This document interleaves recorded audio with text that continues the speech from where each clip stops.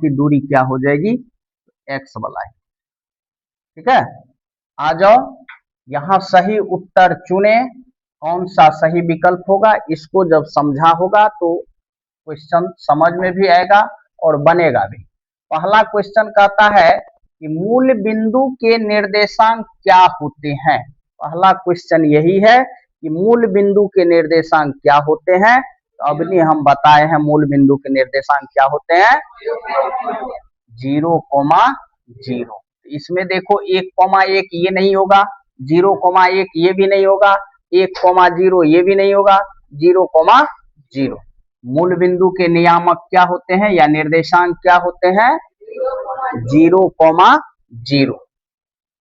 यहीं से क्वेश्चन आ गया। ये दूसरा क्वेश्चन है कि बिंदु -8,6 किस पाद में स्थित है। तो -8,6, तो यहाँ अंक को छोड़ दो, चिन्ह ले लो। हमने बताया है या नीचे क्लास में पढ़ा होगा कि जिस अंक के पीछे में कोई चिन्ह नहीं रहती है उसके पीछे में प्लस का चिन्ह छुपा रहता है। तो यहाँ देखो इसके पीछे में क्या छुपा हुआ रहेगा, प्लस।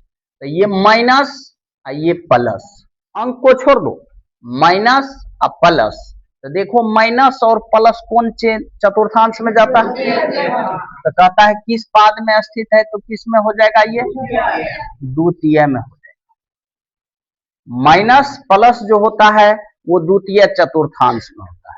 यही प्लस माइनस की बात करेंगे तो चतुर्थ चतुर्थांश में, माइनस माइनस की बात करेंगे तो तृतीय चतुर्थांश में, और प्लस प्लस की बात करेंगे तो प्रथम चतुर्थांश में। आ जाओ फिर उसी टाइप का दूसरा क्वेश्चन सेट है, -3, -5 किस पाद में स्थित है। फिर वही बात कर रहा है। अब बताओ तुम लोग किस पाद में स्थित होगा, -3,5 तृतीय क्या है, माइनस माइनस होता है, तो दोनों में माइनस है, तो ये सीधा चला जाएगा तृतीय चतुर्थांश। फिर देखो अगला क्वेश्चन कह रहा है कि बिंदु 6,-5 का x नियामक है। x नियामक का मतलब हो गया x का मान है, इसमें तो 6,-5 में, तो 6,-5 में x का मान क्या हो सकता है, x का नियामक 6। यहां पर हमने बताया है ये वाला x होता है और ये y, x का मान यही x वाला, y के मान ये दूसरा वाला y, तो इसमें हो जाएगा x का मान 6। अगर यहां पर कह देंगे y नियामक क्या होता है तब क्या होगा, -5। आ जाओ अगला क्वेश्चन है पांचवा, -12, -18 का भुज है। इसमें भुज की बात कर रहा है। हमने यहाँ बता दिया है x, y, पहला वाला को भुज कहा जाता है और दूसरा वाला को कोटि कहा जाता है।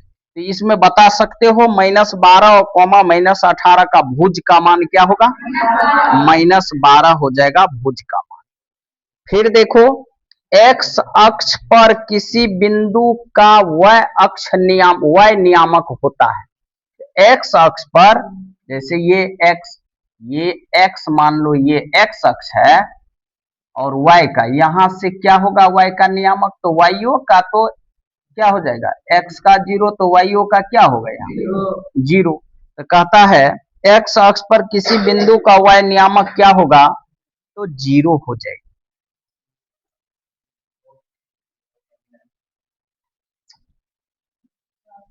काट कर क्या लंबा।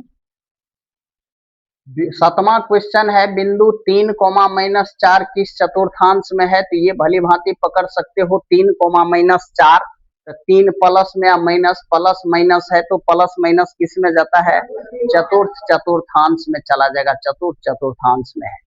x अक्ष से बिंदु 3, 5 की दूरी क्या होगा, x अक्ष, तो x अक्ष पहला वाला और इसकी दूरी y अक्ष हो जाएगी, तो कितना हो जाएगा, ये 5। ये x है और ये y है, x अक्ष से दूरी क्या है, ये 5। निम्न में कौन सा बिंदु प्रथम चतुर्थांश में है। हमने पढ़ा है प्रथम चतुर्थांश में प्लस प्लस में रहता है, तो दोनों जो प्लस प्लस में रहेगा वही प्रथम चतुर्थांश में जाएगा। ये प्लस प्लस में है, यहाँ minus plus, minus minus, plus minus. अगर इसकी बात करेंगे तो द्वितीय चतुर्थांश में जाएंगे, इसकी बात करेंगे तो तृतीय में जाएंगे, और इसकी बात करेंगे तो चतुर्थ चतुर्थांश में जाएंगे। अगला है बिंदु 6,10 की कोटि की मांग कर रहा है। अभी तुरंत इससे पहले भुज की मान लिखे थे, अभी क्या कर रहा है, कोटि की। तो कोटि का मान क्या हो सकता है इसमें, 10।